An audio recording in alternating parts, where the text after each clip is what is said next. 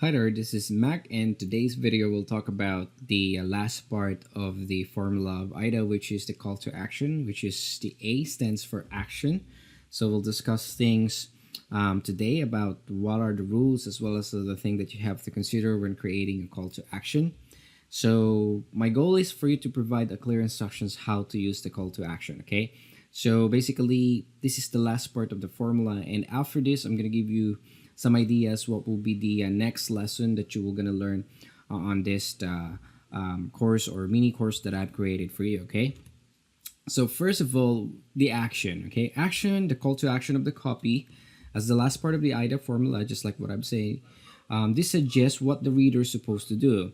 A clear call to action is required. Now, there are several rules needed to consider to create the best call to action. Okay, first of all is be clear on what to suggest. Okay, make sure that if you're suggesting to click the link below, make sure to suggest the right message or call to action for that, because there's a lot of people are always confused. They said they need to click the link below, and then the reader requires to click the image instead of the link. So be clear on what to suggest. Second one is do not suggest multiple action or multiple call to action. Okay, what do I mean by that? Simple. All right, if your call to action is to click such image, make sure that you are focusing to your reader for them to click on the image, okay? Because I've been receiving like an email which is I'm advised to click a call to action, and then at the same time I am like was advised by someone to click on the video link. Okay, so it's like a video link call to action and an image call to action. So two different call to action in one copy.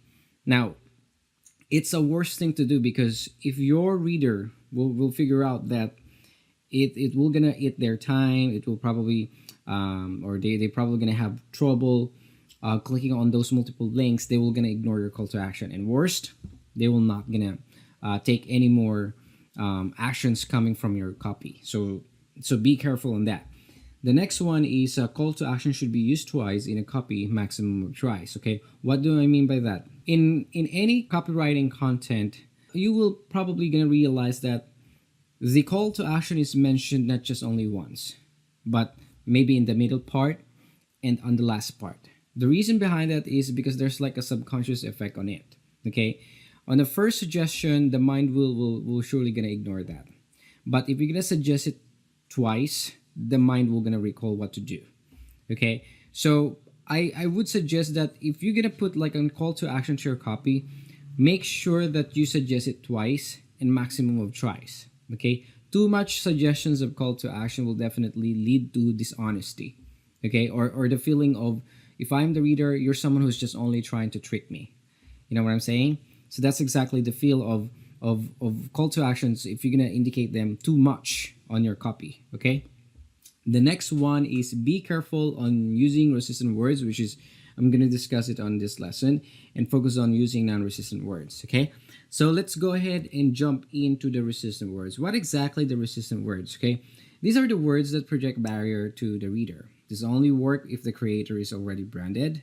However, if you're new to the market, this is a big no for you to use. Okay, this will create dishonesty feeling to customers, a lazy type of approach, discomfort, and negative hype to your market. So overused words are part of it. Now, to be specific, okay, have you ever like realized, let's say if you're walking in a mall and some salesperson trying to pitch you like a product, and sometimes it's not that comfortable anymore to talk with them because you felt that they were just trying to accommodate you because of sales. That's because that the term and the words that is used during your conversations is most likely a resistant words.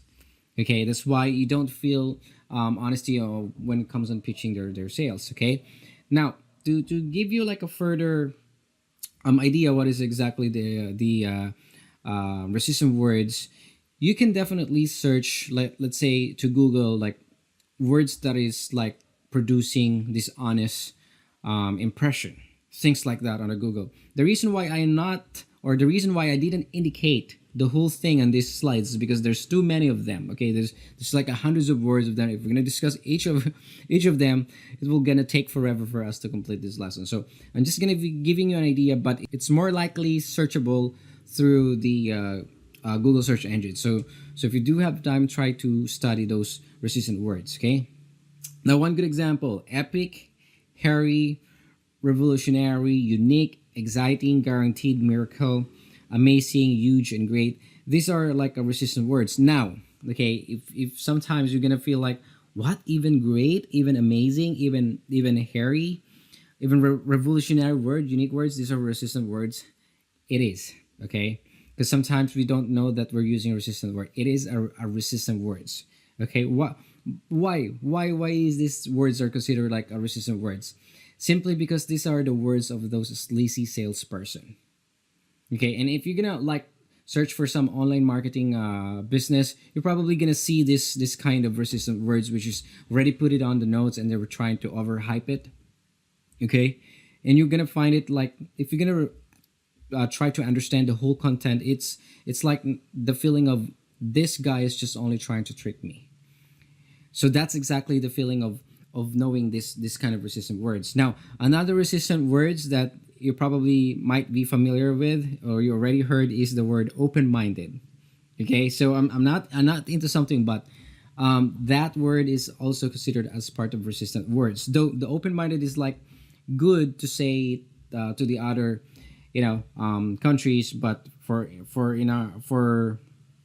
the sake of including our country, the open-minded is like resistant words. So it's really hard to use that. Okay, so do not use that because it will gonna create this kind of dishonesty to your reader or to those people who are gonna hear you. Okay, now one good example of resistant word is this. I'm gonna include it on the call to action. Okay, hurry now and click the link below to get the epic offer. Okay, so if I'm the one who's gonna read this kind of call to action, I'm probably gonna say no.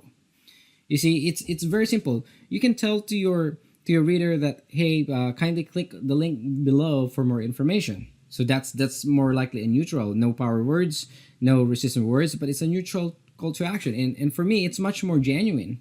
Okay, compared to hurry now and click the link below to get the epic offer. So it's a big no, and never use this place. Okay. Now let's go ahead and go to the non-resistant words. These are the words that give meaningful reason and impact to the reader.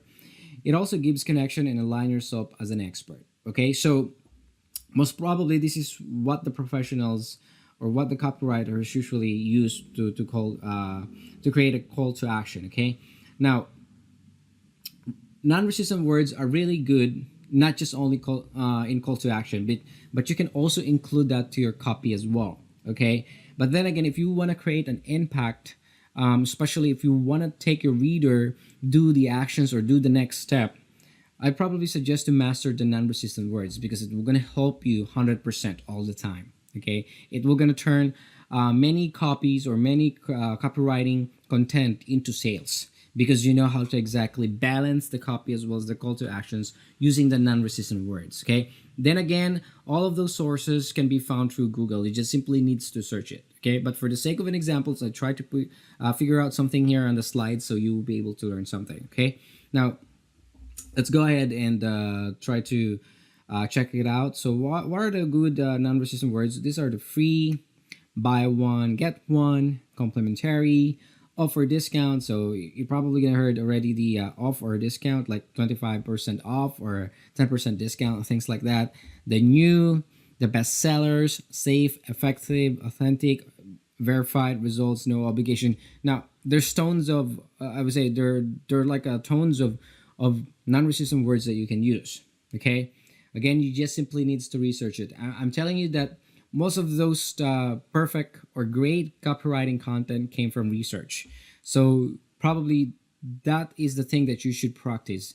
Don't just ask using your mouth. Okay, ask using your mind by searching through Google or do the research for your copy. That will makes you become more powerful copywriter. Okay, now just to give you an example.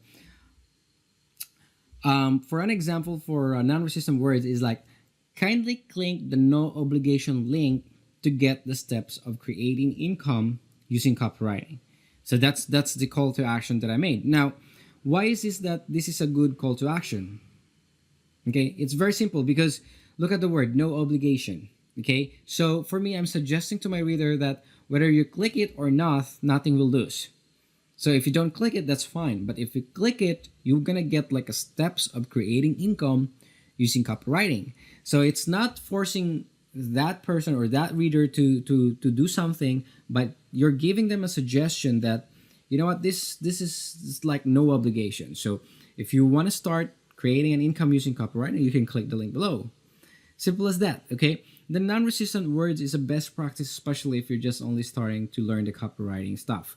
But at the end of the day, if you get branded and you have the control over of your content, you can mix up everything, okay? It's just that I would suggest that practice creating a copy using a non-resistant word, especially indicating it to your call to action, because it will gonna give an impact to your reader.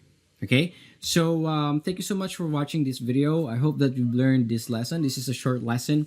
Now, on my next lesson, I'm probably gonna discuss the other way of creating copywriting content, which is what you are learning right now is the IDA formula. There's a better way on how to create a content, which is using like an advanced formula and another method of how you're gonna make a copy using the language of your customers, which is the words itself that will turn into a winning profit. Okay, another lessons that I'm gonna cover in the future is how to get a premium clients, because if you're gonna learn how to use the copywriting, you are now ready to rock the world, and you're about to get this kind of income, or want to achieve this kind of income. You cannot get that with just normal pay coming from copywriting. You need a premium client that will understand your work.